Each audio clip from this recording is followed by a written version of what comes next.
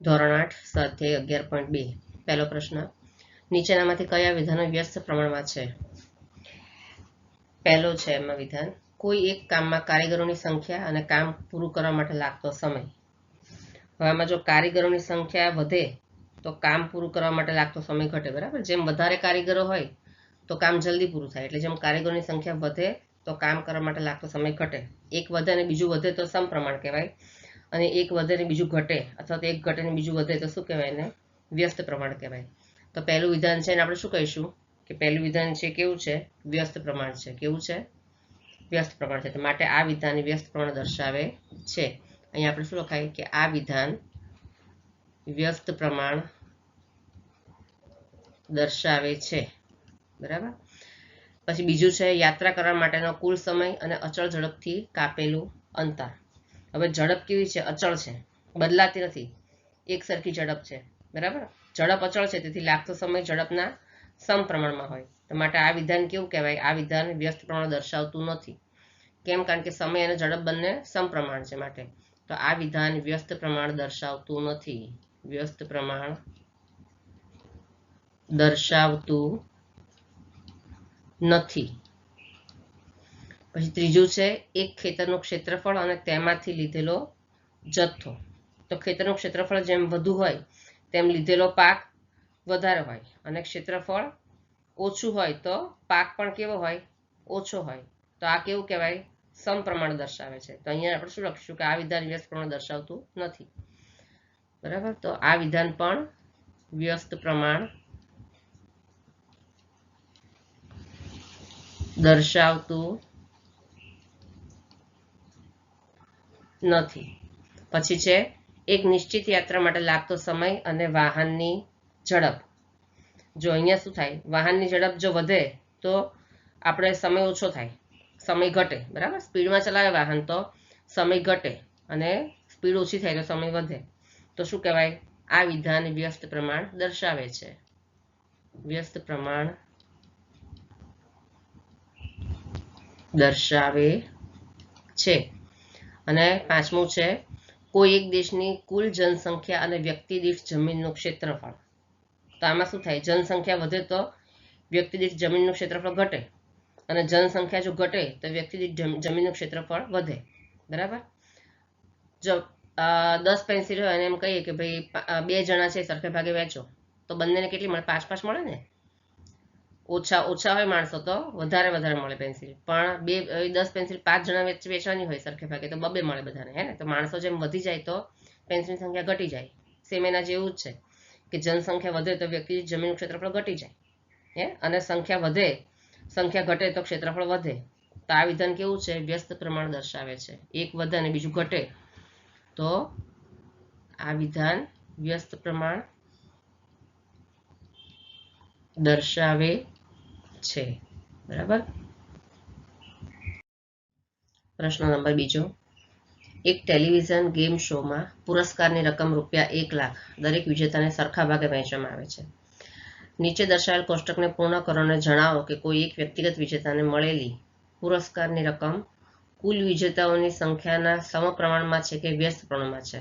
બરાબર, તો સમપ્રમાણમાં છે કે વ્યસ્ત પ્રમાણમાં આપણે બતાવવાનું છે. જો અહીંયા જો કોષ્ટક આપેલું છે અને રકમમાં શું કીધું છે કે પુરસ્કારની રકમ ₹1 લાખ છે ને, એ દરેક વિજેતાને સરખે ભાગે વહેંચવામાં આવે છે. એટલે કે જો વિજેતા એક જ હોય તો એને તો અહીંયા કોષ્ટકમાં જુઓ, અહીંયા છે વિજેતાઓની સંખ્યા પહેલા ખાનામાં, જેને આપણે નામ આપી દઈએ, આને આપણે ચાલો સમજવા માટે નામ આપી દઈએ છીએ X.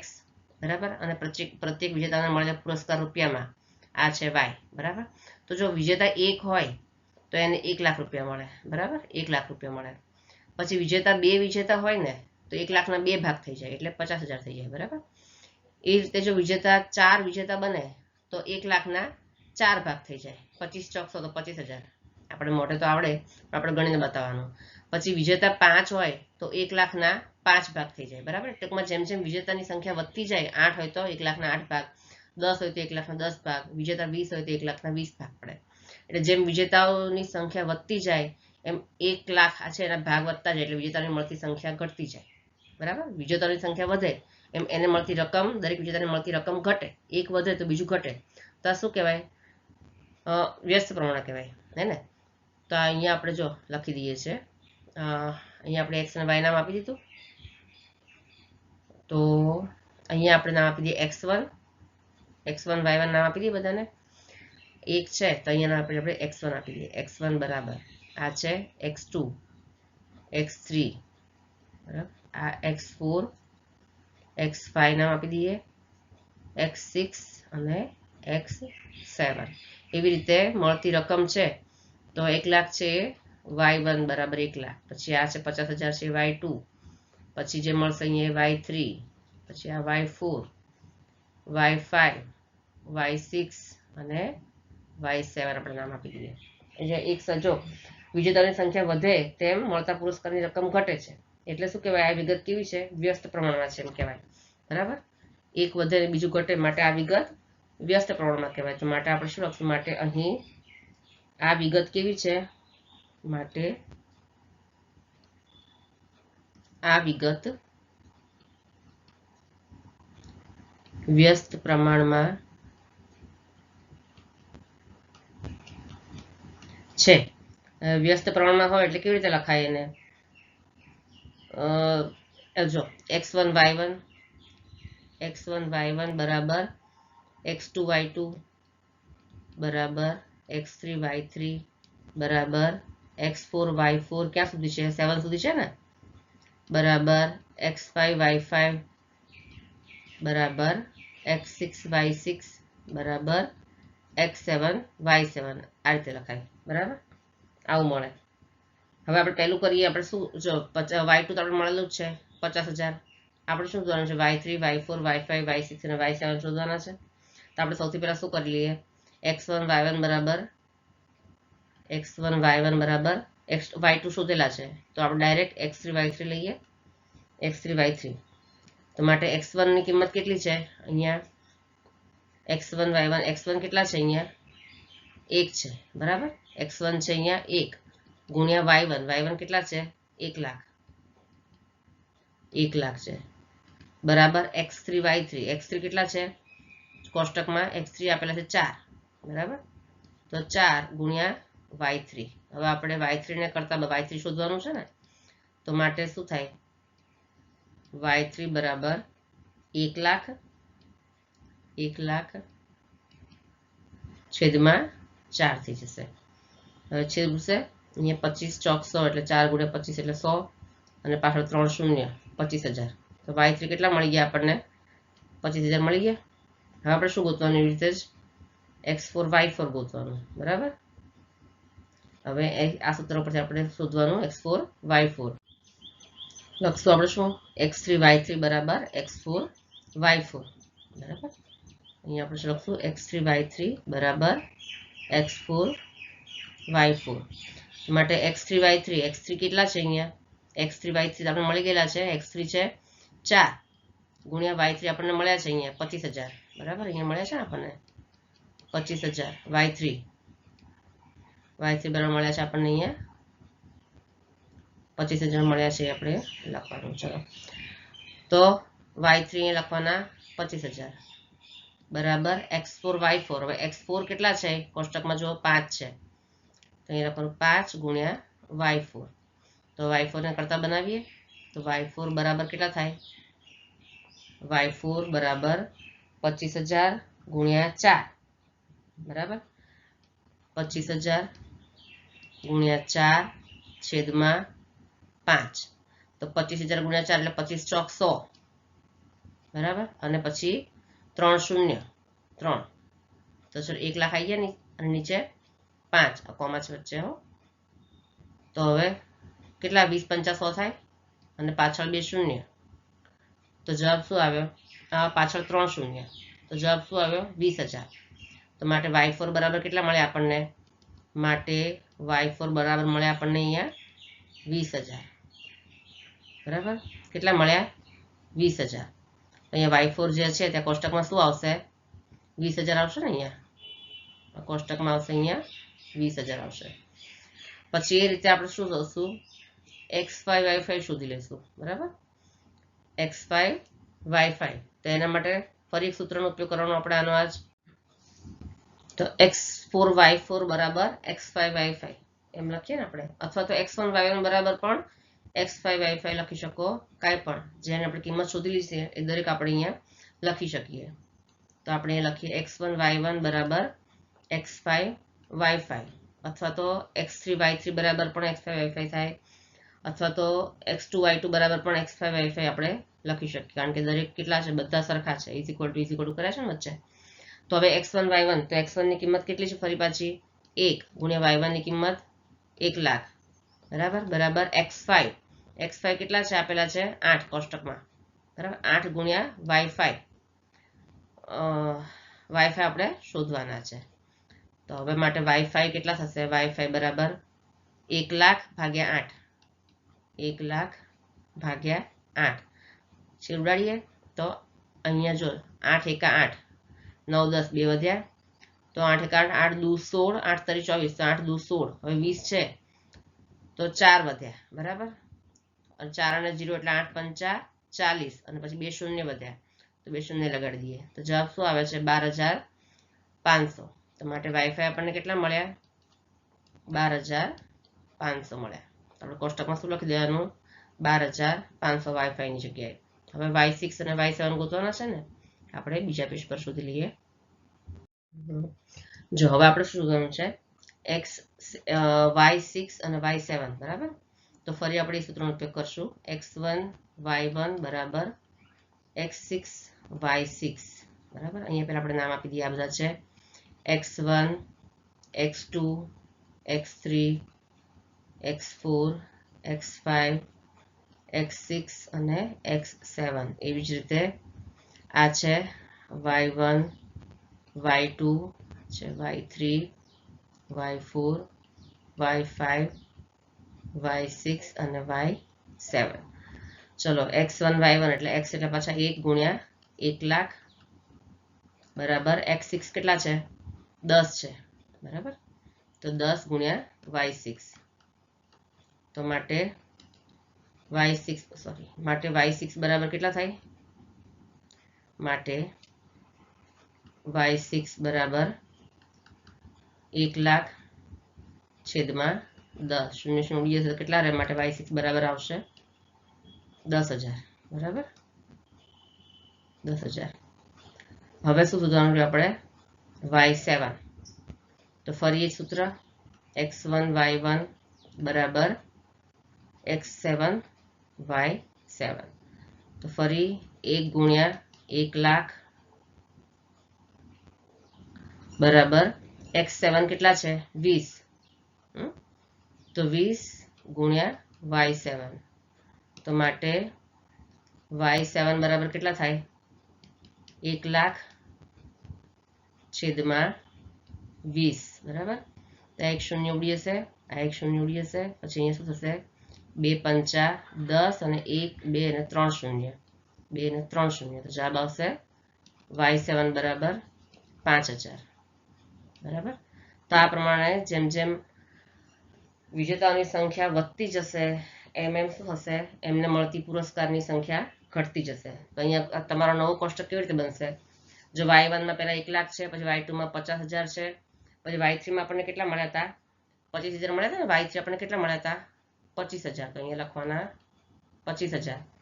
y4 કેટલા મળ્યા હતા 20,000 મળ્યા હતા બરાબર, પછી y5 મળ્યા હતા 12,500, y6 મળ્યા હતા આપણને 10,000 બરાબર, અને y7 કેટલા મળ્યા છે 5,000. તો આ રીતે શું કહેવાય, સમપ્રમાણ કહેવાય કે વ્યસ્ત પ્રમાણ કહેવાય. જેમ જેમ સંખ્યા વિજેતાઓની વધતી જાય તેમ તેમ શું થાય, પુરસ્કારની સંખ્યા, એમને મળતી પુરસ્કારની સંખ્યા કેવી થાય, ઘટતી જાય છે બરાબર. તો અહીંયા આપણો દાખલો પૂરો થાય છે. આપણે કીધું છે ને રકમમાં કે કોષ્ટક પૂર્ણ કરો, તો આપણે કોષ્ટક પૂર્ણ કર્યું, અને વ્યસ્ત પ્રમાણ છે કે સમપ્રમાણ એનો જ આપણે આગળ જ આપી દીધો છે, કેવું છે વ્યસ્ત પ્રમાણમાં છે બરાબર. અને આ છે આપણું નવું કોષ્ટક. પ્રશ્ન નંબર 3, રહેમાન એક પૈડામાં આરા લગાવે છે, એટલે કે સ્પોક્સ લગાવે છે. આ માટે તે સમાન લંબાઈના આરાનો ઉપયોગ કરે છે. હવે તે આરા એવી રીતે લગાવે છે કે જેથી બે ક્રમિક આરા વચ્ચે બનતો ખૂણો સમાન હોય. જો અહીંયા આરા લગાવેલા છે આકૃતિમાં, જો આ દરેક આરામાં પહેલો જે આ ફિગર છે પહેલી આકૃતિ, એમાં શું છે આ આરા છે, બધા ખૂણા કેવા છે? સમાન છે ને? આ બધા ખૂણા કેવા છે? સમાન છે. આપણે જોઈએ તો બનતા ખૂણા કેવા છે? સમાન છે. બરાબર, કે જેથી બે ક્રમિક આરા વચ્ચે બનતો ખૂણો સમાન હોય. હવે તેને નીચે આપેલ કોષ્ટક પૂર્ણ કરીને મદદ કરો. નીચે આપેલ કોષ્ટકને શું કરવાનું છે? પૂર્ણ કરવાનું છે. જો 4 છે, પછી જો આરાની સંખ્યા, અહીંયા કોષ્ટક દોરેલું છે નીચે. પહેલામાં છે આરાની સંખ્યા, બીજામાં છે બે ક્રમિક આરા વચ્ચે બનતો ખૂણો. તો આરાની સંખ્યા આપણે નામ આપી દઈએ x, બે ક્રમિક આરા વચ્ચે બનતો ખૂણો y. અહીંયા નામ આપી દઈએ આરાની સંખ્યા, જેમ 4 હોય આ x1 બરાબર 4 હોય, અને અહીંયા નામ આપી દો y1 બરાબર 90. એટલે બે ક્રમિક આરા વચ્ચે બનતો ખૂણો કેવો હોય? 90. જો પહેલી આકૃતિમાં x1 બરાબર 4 એટલે આરાની સંખ્યા જ્યારે 4 હોય અહીંયા આમાં, તો દરેક ખૂણા કેવા છે? કાટખૂણા છે ને, 90 અંશના છે. પછી આરાની સંખ્યા જ્યારે 6 થાય એટલે x2 બરાબર 6 થાય ત્યારે y2 બરાબર આરાની સંખ્યા કેટલી થતી જાય છે? 60 અંશ. એટલે વચ્ચેનો ખૂણો કેટલો થાય છે? 60 અંશનો થતો જાય છે. બરાબર, પછી હા, એટલે જેમ જેમ આરાની સંખ્યા વધતી જાય એમ ખૂણો કેવો થાય છે? ઘટતો જાય. ખૂણાનું માપ ઘટતું જાય છે. એટલે આપણને શું ખબર પડે કે વ્યસ્ત પ્રમાણમાં છે? જોઈને આપણને ખબર પડી જ જાય છે. બરાબર, પણ આપણે શું બતાવવાનું છે? ગણીને બતાવવાનું છે. પછી છે 8 આરાની સંખ્યા, પછી 10 છે, પછી 12 છે. બરાબર, જેમ જેમ આરાની સંખ્યા વધતી જાય એમ વચ્ચે બનતો ખૂણો કેટલો છે આપણે પેલા ગણીને બતાવવાનું છે. ચલો અહીંયા નામ આપી દઈએ x3 બરાબર 8, x4 બરાબર 10, x5 બરાબર 12, અને અહીંયા આવશે આ y3, y4 આપણે શોધવાના, અને y5 બરાબર. બરાબર, આ કોષ્ટક છે. પહેલો પ્રશ્ન છે કે શું આરાની સંખ્યા અને બે ક્રમિક આરા વચ્ચે બનતો ખૂણો પરસ્પર વ્યસ્ત પ્રમાણમાં છે? એ બતાવવાનું. પછી બીજો છે 15 આરાવાળા એક પૈડામાં બે ક્રમિક આરાની જોડ વચ્ચે બનતા ખૂણાનું માપ શોધો. અને ત્રીજો પ્રશ્ન છે બે ક્રમિક આરાની જોડ વચ્ચે બનતા ખૂણાનું માપ 40 અંશ હોય છે તો આરાની સંખ્યા શોધો. એમ આપણે પહેલા જોઈ લઈએ પહેલો પ્રશ્ન. ચલો, પહેલો પ્રશ્ન, શું આરાની સંખ્યા અને બે ક્રમિક આરા વચ્ચે બનતો ખૂણો પરસ્પર વ્યસ્ત પ્રમાણમાં છે?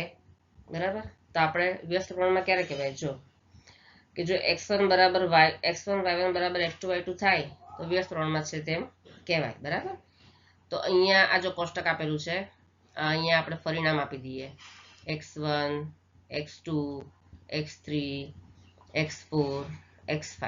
બરાબર, y1 આ છે 90 છે એ y1, આ છે y2, અહીંયા y3, y4 અને y4 અહીંયા, અને આ છે y5. ચલો, તો આપણે શું કહેવાય કે જો x1 y1 બરાબર x2 y2 થાય તો શું કહેવાય?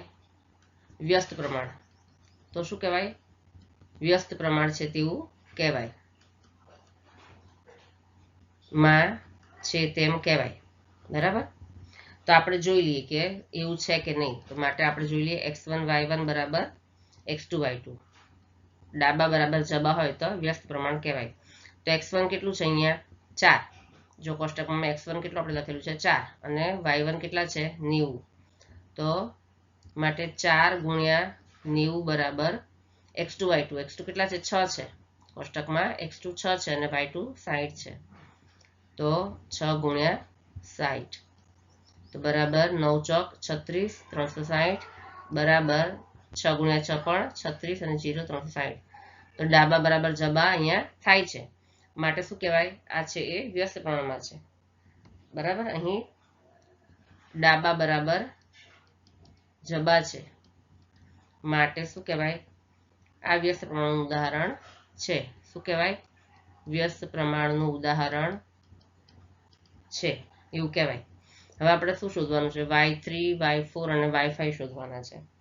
તો x1 y1 બરાબર x2 y2 બરાબર x3 y3 બરાબર x4 y4. બરાબર, એ સૂત્ર છે. તો અહીંયા શું કરશું આપણે? x3 y3 બધા સરખા છે. x1 બરાબર y1, x1 y1 બરાબર x2 y2.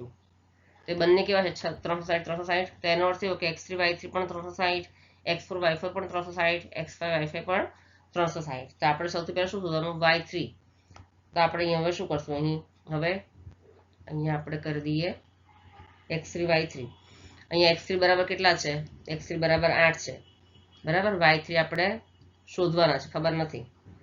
અને x3 y3 બરાબર કેટલા થાય 360 એ આપણે પહેલા જ જોઈ લીધા બરાબર ડાબા બરાબર જબા છે એટલે દરેકના માપ સરખા થાય 360 તો માટે y3 બરાબર કેટલા થાય y3 બરાબર 360 છેદમાં x3 તો x3 કેટલા છે બરાબર માટે y3 બરાબર 360 છેદમાં x3 કેટલા આપેલા છે 8 છે બરાબર કોષ્ટકમાં પણ આપણે જોઈએ x3 ઉપર આપેલા છે 8 તો ભાગ્યા અહીંયા લખશું 8 બરાબર છે તો 8 છે તો કેટલા ભાગ ચાલશે 8 ચોક 32 33 34 35 36 4 વધ્યા તો 8 પંચા 40 તો માટે y3 બરાબર કેટલા આવ્યા 40 આવે 8 પંચા 40 y3 બરાબર કેટલા આવે 45 આવે માટે y3 બરાબર આવશે 45 અંશ આ મળે આપણને y3 તો y3 બરાબર કેટલા મળશે આપણને 45 અંશ મળશે કેટલા 45 અંશ હવે શોધવાનું છે y4 તો દરેકમાં x4 y4 બરાબર 360 થવાના છે બરાબર એ આપણે યાદ રાખવાનું કે દરેકનું માપ 360 જ રહેશે x4 y4 બરાબર તો અહીંયા x4 નું માપ આપેલું છે જો x4 બરાબર આપેલા છે કોષ્ટકમાં 10 x4 બરાબર કોષ્ટકમાં આપેલા છે 10 બરાબર 10 અને y4 આપણે શોધવાના છે x4 y4 બરાબર 360 માટે y4 બરાબર કેટલા થાય 360 છેદમાં x4 કેટલા છે 10 છે ને તો લખશું 10 0 0 ઉડી જાય તો કેટલા મળે આપણને y4 બરાબર 36 અંશ કેટલા મળ્યા 36 અંશ બરાબર તો y4 બરાબર મળે આપણને 36 તો એ y4 લખશું આપણે અહીંયા 36 અંશ પછી x5 બરાબર કેટલા છે 12 છે કોષ્ટકમાં જો x5 બરાબર કેટલા છે 12 તો આપણે શું લખશું x5 y5 બરાબર 360 x5 બરાબર કેટલા આપેલા છે 12 માટે y5 બરાબર 360 છેદમાં 12 બરાબર હવે શું થશે 12 કે 12 12 દુ 24 12 તરી 36 12 તરી 36 અને 0 બરાબર તો y5 કેટલા મળે આપણને y5 બરાબર 30 અંશ મળ્યા તો કોષ્ટકમાં શું લખશું આપણે અહીંયા y5 બરાબર 30 અંશ આટલા આપણને મળશે બરાબર તો નવું કોષ્ટક આપણું આ પ્રમાણે તૈયાર થશે આ પહેલો પ્રશ્ન આપણને પહેલા પ્રશ્ન જવાબ મળી ગયો છે હવે જોઈએ બીજો પ્રશ્ન પછી બીજો પ્રશ્ન છે શું છે કે 15 આરાવાળા આરો બીજો પ્રશ્ન 15 આરાવાળા એક પૈડામાં બે ક્રમિક આરાની જોડ વચ્ચે બનતા ખૂણાનું માપ શોધો તો જો કોષ્ટકમાં અહીંયા જો આપણે કોષ્ટક પહેલા પૂરું કરી દઈએ અને આપણે શું નામ આપ્યું હતું x અને નામ આપ્યું હતું y બરાબર x1 x2 x3 x4 x5 અને અહીંયા શું છે આ y1 y2 y3 y4 y5 તો આપણને શું શું મળ્યું આગળ આપણે શું ગોત્યું y3 y4 અને y5 શોધી નાખ્યું ને y3 આપણને કેટલું મળ્યું હતું 45 અંશ આગળ કોષ્ટકમાં પછી y4 મળ્યું હતું 36 અંશ અને y5 મળ્યું હતું આપણને 30 અંશ હવે શું કીધું છે 15 આરાવાળા એક પૈડામાં બે ક્રમિક આરાની જોડ વચ્ચે બનતા ખૂણાનું માપ 15 આરાવાળા એટલે આરાની સંખ્યા આપી છે આપણને આરાની સંખ્યા આપી છે એટલે આપણને શું આપ્યું છે x6 આપેલું છે આપણને આ કોષ્ટક લંબાવેલું છે બરાબર જો અહીંયા આરાની સંખ્યા 15 હોય એવું કીધું છે x6 બરાબર કેટલા કીધા છે 15 હોય તો આપણે y6 શોધવાના છે એવું કીધું છે y6 કેટલા થાય તો સેમ આપણે સૂત્રનો ઉપયોગ કરશું x1 y1 બરાબર x2 y2 બરાબર કેટલા હતા 360 હતા ને તો અહીંયા પણ x6 y6 બરાબર પણ કેટલા થશે 360 થશે x6 y6 બરાબર પણ કેટલા થશે 360 થશે બરાબર જે x6 કેટલા છે x6 બરાબર કેટલા છે અહીંયા 15 આરાની સંખ્યા 15 છે ને તો માટે y6 બરાબર કેટલા થાય 360 છેદમાં x6 એટલે કે 15 થયા 15 હવે ભાગ ઉઠશે અહીંયા 15 કે 15 15 દુ 30 15 દુ 30 6 વધ્યા એટલે 15 ચોક 60 તો માટે y6 કેટલા મળે આપણને y6 બરાબર 24 અંશ મળે બરાબર તો અહીંયા y6 એટલે વચ્ચે બનતા ખૂણાનું માપ y6 કેટલું થશે 24 થશે બરાબર પછી ત્રીજો પ્રશ્ન છે અહીંયા કે બે ક્રમિક આરાની જોડ વચ્ચે બનતા ખૂણાનું માપ 40 અંશ છે અહીંયા ખૂણાનું માપ કીધું છે એટલે કે y કીધા છે આપણને તો આરાની સંખ્યા શોધો. તો આગળ શું પૂછ્યું છે આપણને અહીંયા? જો આપણે શું શોધવાનું છે? આરાની સંખ્યા શોધવાની છે.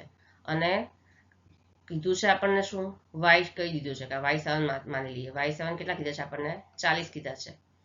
તો આપણે x ગોતવાના છે. તો ધારો કે આપણે એને માની લઈએ કે ધારો કે તે ખૂણાનું માપ, ધારો કે આરાની બે આરા ક્રમિક આરા વચ્ચે બનતો ખૂણો કેવો છે? y છે.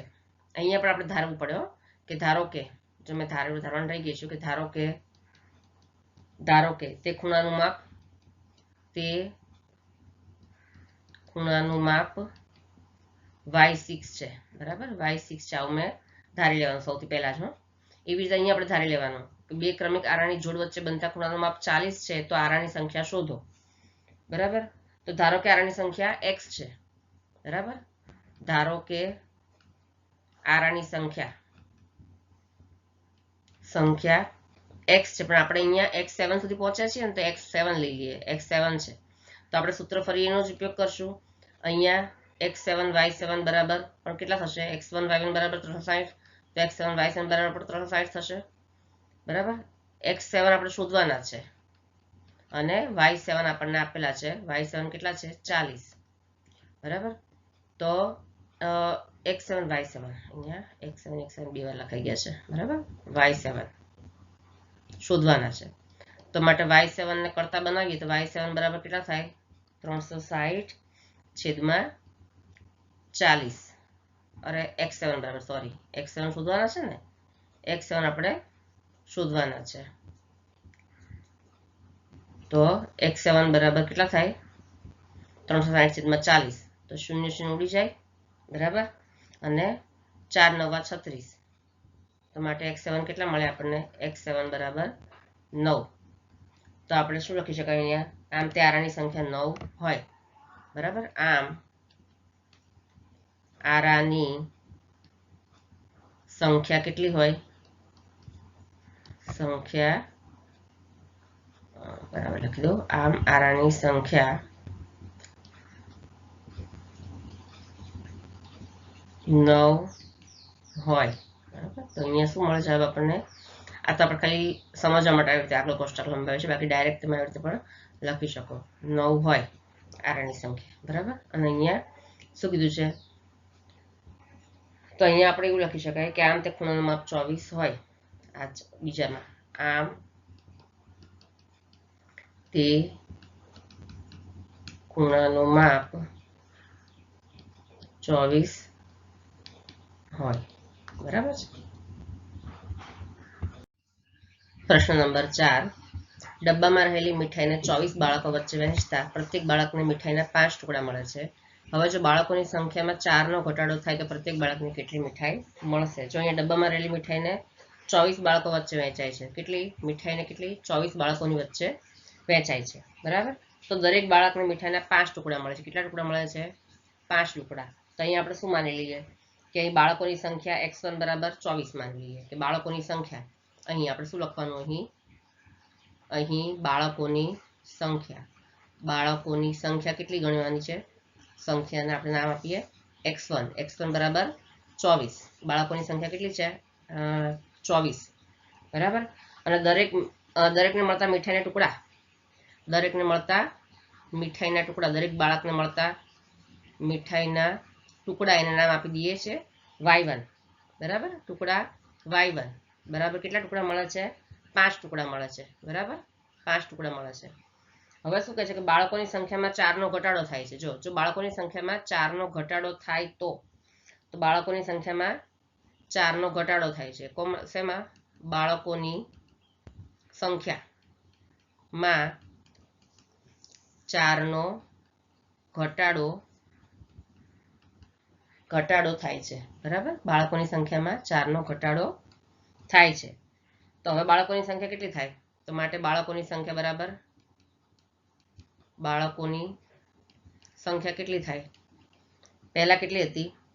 24, અને 4નો ઘટાડો થાય એટલે બીજી સંખ્યા કેવી મળે? x2 બરાબર 24 - 4. 4 ઘટે છે ને, તો બરાબર કેટલી થાય? 20. તો અહીંયા આપણે x2 કેટલા મળે? 20 મળે. તો દરેક બાળકને મળતા મીઠાઈના ટુકડા y2 આપણે શોધવાના છે. તો શું મળે? દરેક બાળકને મળતા, જો બાળકોની સંખ્યા 20 હોય તો દરેક બાળકને મળતા મીઠાઈના ટુકડા કે જેને આપણે નામ આપશું y2 એ આપણે શોધવાના છે કેટલા થાય.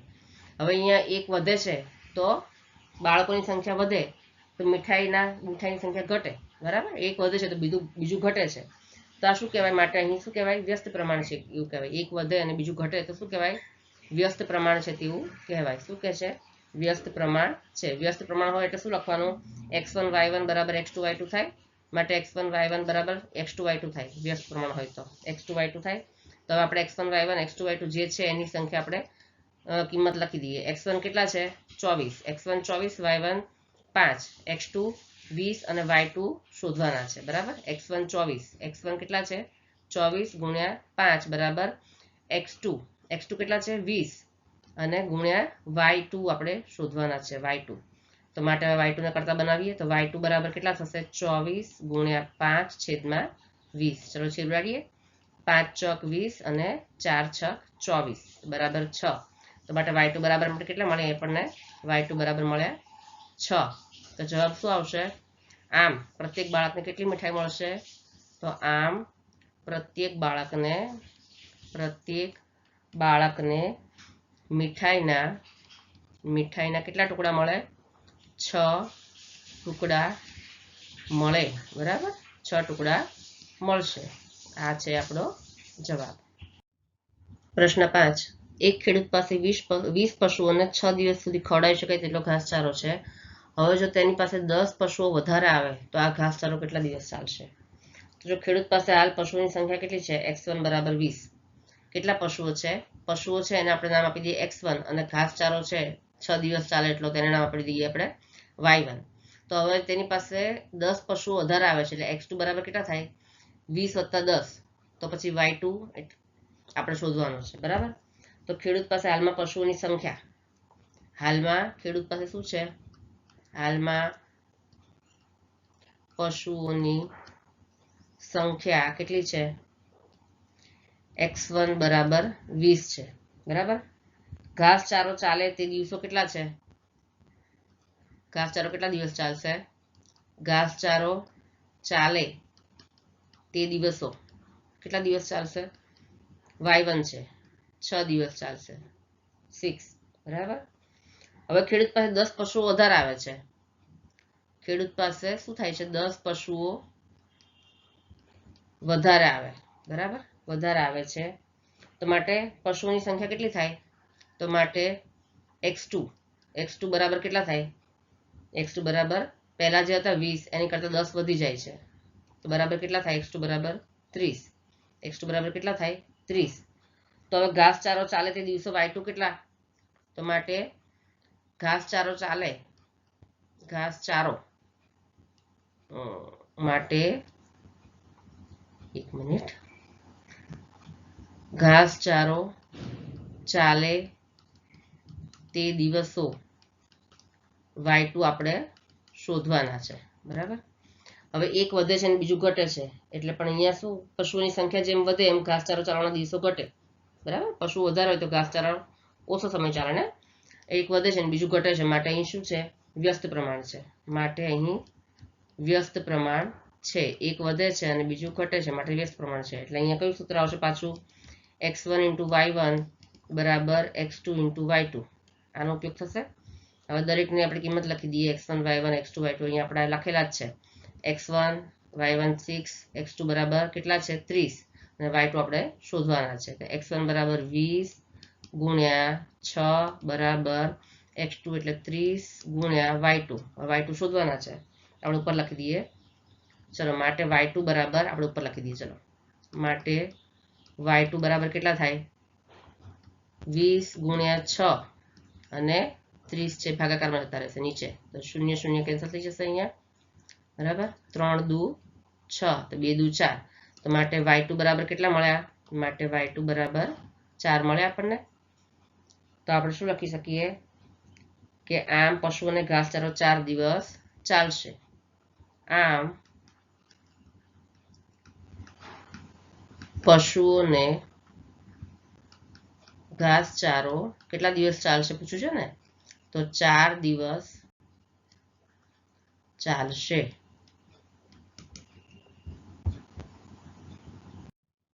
પ્રશ્ન નંબર 6. એક ઠેકેદાર અંદાજ મૂકે છે કે જસમીન્દરના ઘરે ફરીથી વિસ્તાર લગાવવાનું કામ 3 વ્યક્તિ 4 દિવસમાં પૂરું કરી શકે છે. હવે જો તે 3ના બદલે 4 વ્યક્તિને આ કામ પર લગાવે તો આ કામ કેટલા દિવસમાં પૂરું થાય? તો આપણે શું ધારી લઈએ કે વિસ્તાર લગાવવા માટે આવનારા વ્યક્તિઓ બરાબર કેટલા હોય? x1. એટલે આપણે વ્યક્તિઓને ધારી લઈએ x1. વ્યક્તિઓ x1 બરાબર 3 હોય. બરાબર. તો કામ પૂરું કરવા માટે લાગતા દિવસો, તો કામ પૂરું કરવા માટે લાગતા દિવસો y1 બરાબર કેટલા થાય? y1 બરાબર 4 દિવસમાં પૂરું કરે છે. લખ્યું છે ને y1 બરાબર 4. y1 બરાબર કેટલા? 4. હવે 3ના બદલે 4 વ્યક્તિને કામ પર લગાવે છે. હવે શું થાય છે?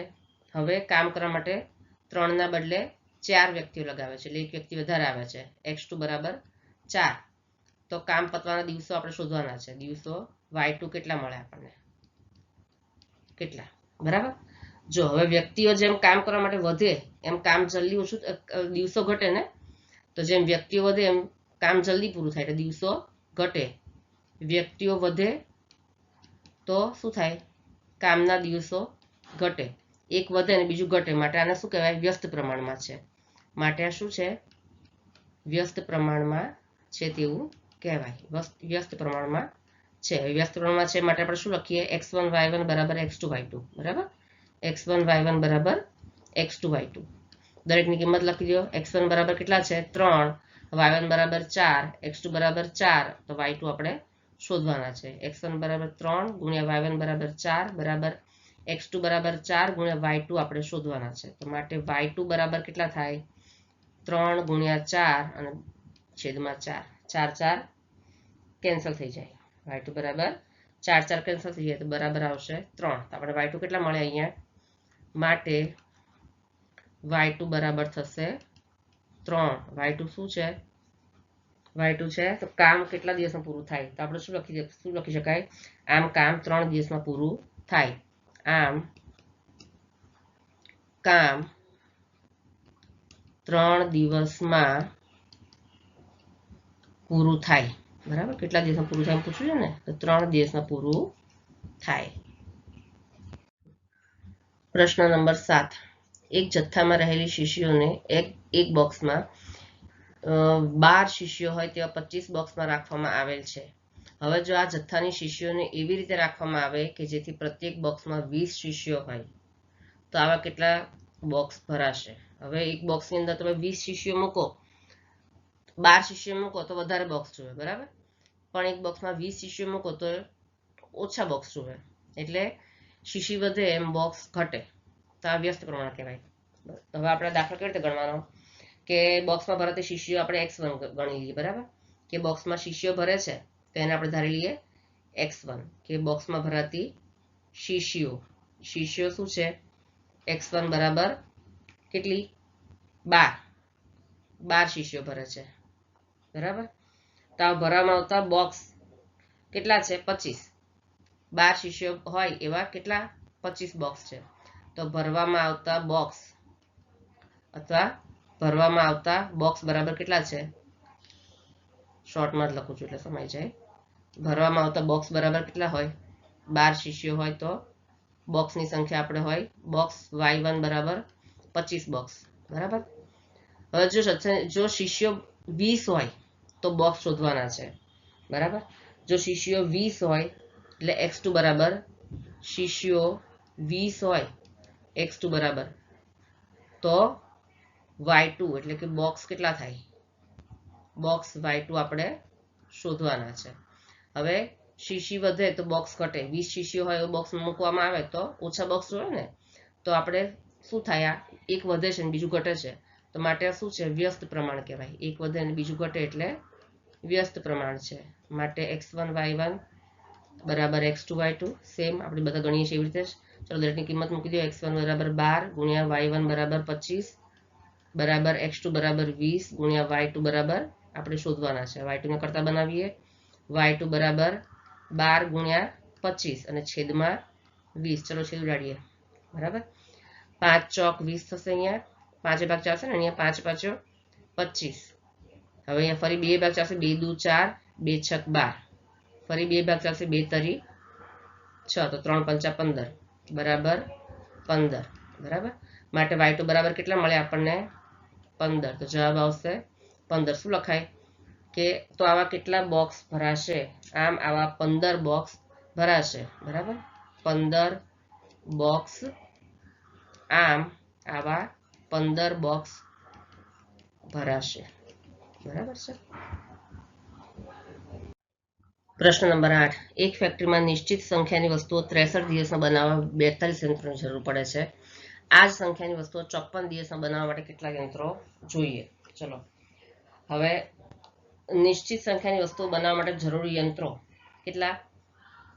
42 યંત્રોની જરૂર પડે છે. તો જરૂરી યંત્રો આપણે યંત્રોનું નામ આપી દઈએ છીએ x1. બરાબર, યંત્રોનું નામ આપી દઈએ આપણે.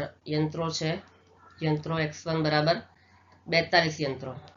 63 નિશ્ચિત સંખ્યાની વસ્તુઓ 63 દિવસમાં, અને દિવસ છે એને નામ આપી દઈએ y1. દિવસ, એક મિનિટ, દિવસનું નામ આપી દઈએ આપણે y1. કેટલા દિવસ છે? y1 બરાબર દિવસ, y1 બરાબર કેટલા? 63. હવે શું કીધું છે? આ જ વસ્તુઓ 54 દિવસમાં બનાવવા કેટલા યંત્રો જોઈએ? દિવસ આપી દીધા છે આપણને. જો દિવસ y2 બરાબર 54 હોય તો કેટલા યંત્રો જોઈએ? તો x2 આપણે અહીંયા શોધવાના છે. બરાબર, હવે એક વધે છે અને બીજું ઘટે છે અહીંયા પણ. બરાબર છે, તે આપણે શોધવાનું છે. દિવસોની સંખ્યા જેમ ઘટે એમ યંત્રો વધુ જોઈએ. બરાબર, દિવસો ઘટે અને યંત્રો વધે. યંત્રો વધે, એક વધે ને એક ઘટે, એક ઘટે ને બીજું વધે, માટે આને શું કહેવાય? સેમ વ્યસ્ત પ્રમાણ કહેવાય. બરાબર, વ્યસ્ત પ્રમાણ છે. વ્યસ્ત પ્રમાણ છે એટલે પાછું એ સૂત્ર x1 y1 બરાબર x2 y2. દરેકની કિંમત મૂકી દઈએ આપણે.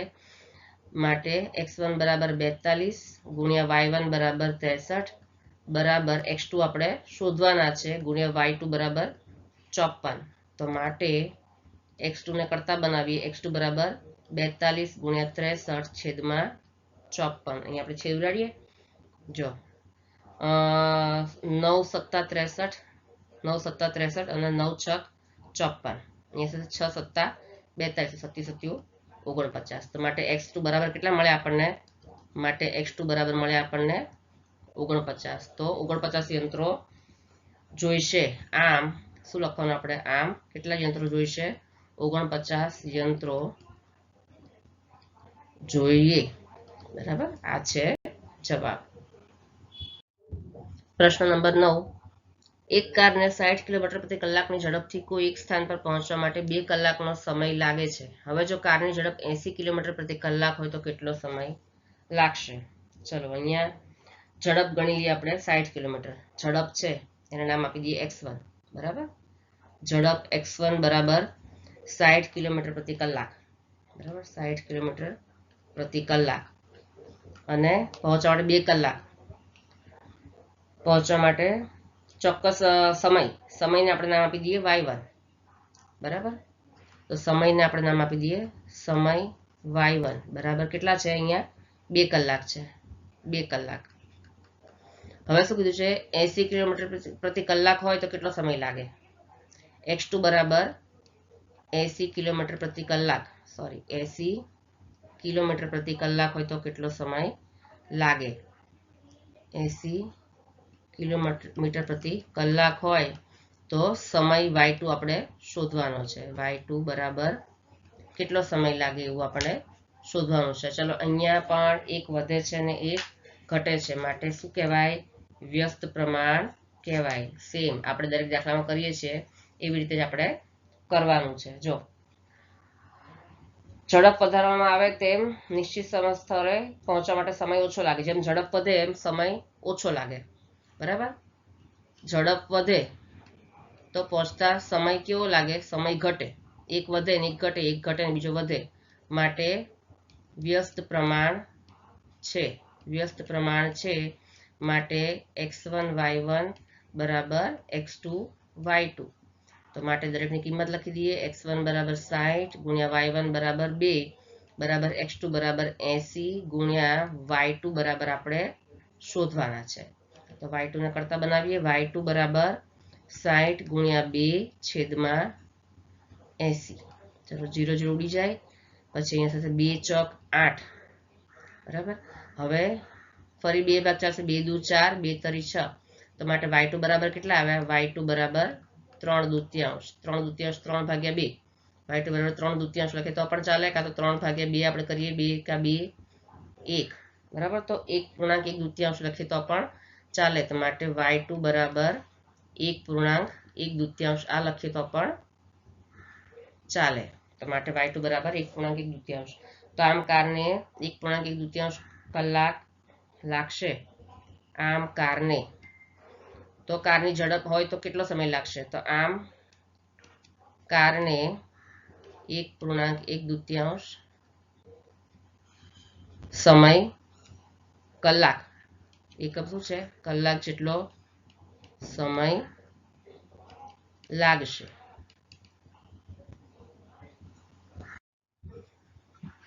પ્રશ્ન નંબર 10. એક ઘરમાં નવી બારીઓ લગાવવા માટે 2 વ્યક્તિઓને 3 દિવસ લાગે છે.